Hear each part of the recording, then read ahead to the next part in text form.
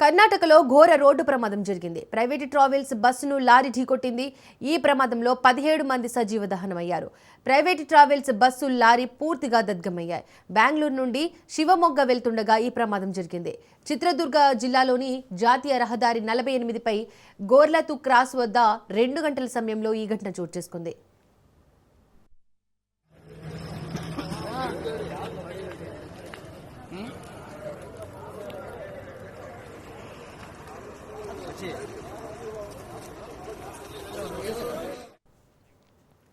ప్రమాద సమయంలో బస్సులో 32 మంది ప్రయాణికులు ఉన్నారు. చిత్రదుర్గ, తుమకూరు జిల్లాల పరిధిలోని అధికార యంత్రాంగం ఘటనాస్థలికి చేరుకుని సహాయక చర్యలు చేపట్టారు. ప్రమాదానికి అతివేగం, పొగమంచు కారణమని భావిస్తున్నారు. బస్సుతో పాటు కంటైనర్ లారీకి కూడా మంటలు వ్యాపించాయి. ప్రమాదం జరిగిన వెంటనే బస్సు డ్రైవర్, కో డ్రైవర్ అందులోంచి దూకి తప్పించుకున్నారు. మరికొందరు ప్రయాణికులు అద్దాలను పగలగొట్టి ప్రాణాలు కాపాడుకున్నారు. వారిలో గగన రక్షిత అనే యువతులు ఉన్నారు. తమ స్నేహితులు రష్మి కనిపించడం లేదని వారు కన్నీరు మున్నీరవుతున్నారు. ప్రయాణికుల్లో కొంతమందికి గాయాలు కావడంతో వారిని హిరాయూరు ఆసుపత్రికి తరలించి చికిత్స అందిస్తున్నారు.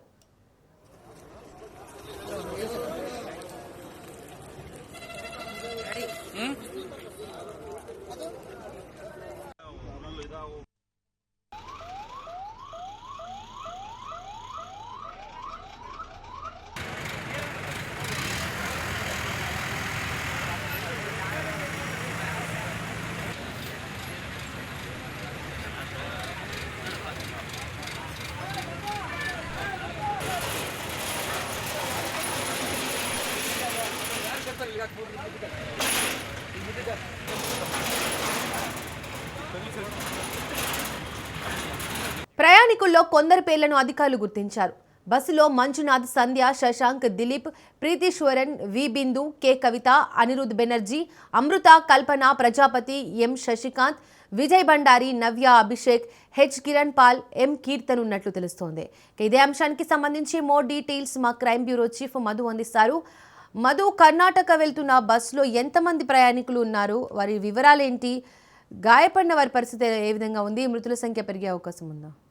చాలా దారుణమైనటువంటి ప్రమాదంగానే మనం చూడవచ్చు.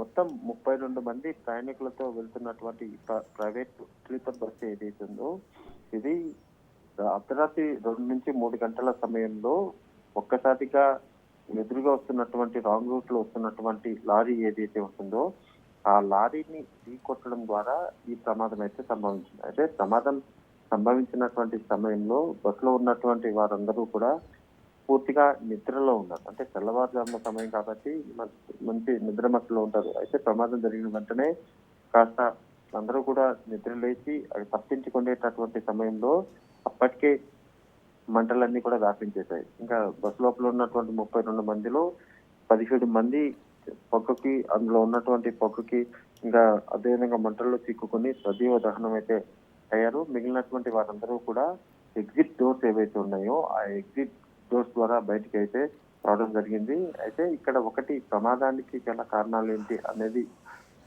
ఆరాధిస్తే ఇది చలికాలంలో కాబట్టి రోడ్డు పైన వెళ్తున్నటువంటి ఎదురుగా వచ్చేటటువంటి వెహికల్స్ విజిబిలిటీ అనేది నార్మల్ గా ఉదయం కంటే అందులోనూ తెల్లవారుజామున ఈ చలిలో ఆ పొగమంచు ఏదైతే ఉంటుందో దానివల్ల విజిబిలిటీ చాలా తక్కువగా ఉంటుంది. అలా తక్కువగా ఉన్నటువంటి విజిబిలిటీలో వెళ్ళేటటువంటి వెహికల్స్ అన్ని కూడా చాలా నిదానంగా వెళ్ళాలి. కానీ ఇక్కడ ఆ విజిబిలిటీని కాస్త వేగంగా వెళ్తున్నటువంటి బస్సు అక్కడే ఉన్నటువంటి లారీ ఏదైతే ఉంటుందో ఆ లారీని ఢీకొట్టిన వెంటనే మొత్తం మంటలన్నీ కూడా వ్యాపించాయి. మంటలు వ్యాపించిన తర్వాత అక్కడ ఉన్నటువంటి బస్సు లోపల ఉన్నటువంటి వారందరూ కూడా తప్పించుకునే ప్రయత్నం చేశారు. అయితే ఆ సూపర్లాట్లో కొంతమంది బయటికి రాలేక మంటల్లోనే చిక్కుకున్నారు. మరి కొంతమంది బయటతో ప్రాణాలతో బయటపడినప్పటికీ కానీ అక్కడ ఉన్నటువంటి స్థానికులు అంటే పూర్తిగా కూడా ప్రమాదం జరిగిన వెంటనే చుట్టుపక్కల ఉన్నటువంటి వెహికల్స్ లో వెళ్ళేటటువంటి వారు ఎవరైతే ఉన్నారో వారు అప్రమత్తయ్యి బస్సు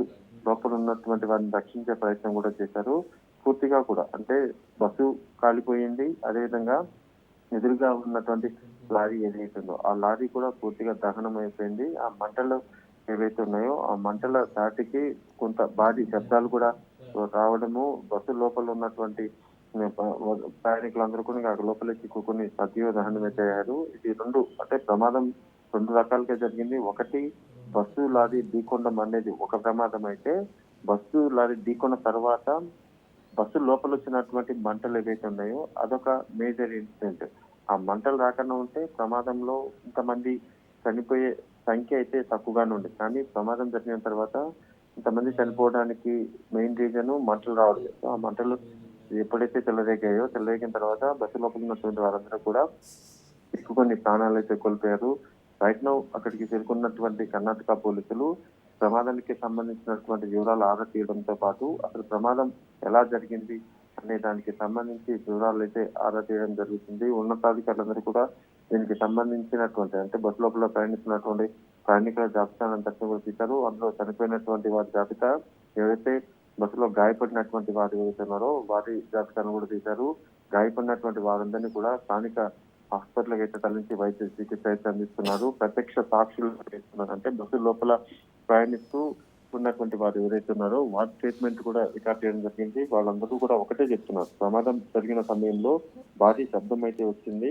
ఆ శబ్దం రావడంతో నిద్ర మధ్యలో ఉన్న వారందరూ కూడా ఒకసారిగా అలర్ట్ అయ్యి తప్పించుకునేటటువంటి ప్రయత్నం చేశారు. కానీ ఎక్కడ కూడా తప్పించుకోలేకపోయాము. కొంతమంది లోపలే చిక్కుకున్నారు. చిక్కుకున్నటువంటి వారు పూర్తిగా కూడా నిద్ర మత్తులో ఉన్న సమయంలోనే ఈ ప్రమాదం సంభవించింది అనేది చెప్తున్నారు. మనం కూడా విజువల్స్ లో చూడవచ్చు. ఏదైతే ప్రమాదం సంభవించినటువంటి బస్సు లారీ ఉందో అక్కడ ఉన్నటువంటి వారు కొంతమంది తమ సెల్ ఫోన్లతో వీడియో అంతా కూడా రికార్డ్ చేశారు. ప్రమాదానికి సంబంధించినటువంటి ఆ దృశ్యాలు కూడా మనం స్క్రీన్ మీద చూస్తున్నాం.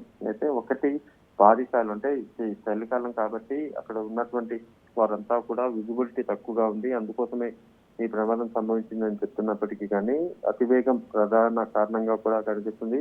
అతివేగంగా వచ్చినటువంటి బస్సు ఢీకొన్న తర్వాతనే మంటలు చెలరేగాయనైతే అక్కడ ఉన్నటువంటి బస్సు లోపల ఉన్నటువంటి వారందరూ కూడా చెప్పారు. వీళ్ళందరూ కూడా అంటే ఫెస్టివల్ టైం కాబట్టి ఇళ్లకు వెళ్ళడానికి సెలవులు కూడా వచ్చాయి కాబట్టి ఇళ్లకు వెళ్ళడానికి ఎక్కువ మంది మొగ్గు చూపారు. అందులో భాగంగానే ఈ ప్రమాదం ఏదైతుందో ప్రమాదానికి 17 మంది అంటే మొత్తం బస్సు లోపల 32 మంది ఉన్నప్పటికీ కానీ చనిపోయినటువంటి వారు 17 మందిలో ఉన్నట్టు యువకులు కూడా ఇందులో ఉన్నారు. మొత్తం ఆ జాబితా అంతా కూడా చనిపోయినటువంటి వారు ఎవరు అనే దానికి సంబంధించి పూర్తి స్థాయి జాబితా అయితే రావాల్సి ఉంది. ఇప్పటి వరకు ఉన్న సమాచారం ప్రకారం అక్కడ ఉన్నటువంటి లోకల్ అంటే ఇక్కడ తెలుగు రాష్ట్రాలకు సంబంధించినటువంటి వారు ఎవరైనా ఉన్నారా అనే దానికి సంబంధించి కూడా ఆరా తీస్తున్నారు. కానీ ఇప్పటి వరకు కూడా ఏపీకి లేకపోతే తెలంగాణకి సంబంధించినటువంటి వారు ఎవరు లేరు అనేది తెలుస్తుంది. కానీ ఇంకా పూర్తిగా కూడా డీటెయిల్స్ రావాలి. ఎందుకంటే చనిపోయినటువంటి 10 మంది ఎవరైతే ఉన్నారో వారి డీటెయిల్స్ అన్ని కూడా బయటికి రావాల్సిన నేపథ్యంలోనే జాబితా ఎవరెవరు ఉన్నారు, ఎక్కడి నుంచి ఎక్కడికి వెళ్తున్నారు, చనిపోయినటువంటి వాళ్ళు ఏ ప్రాంతానికి సంబంధించినటువంటి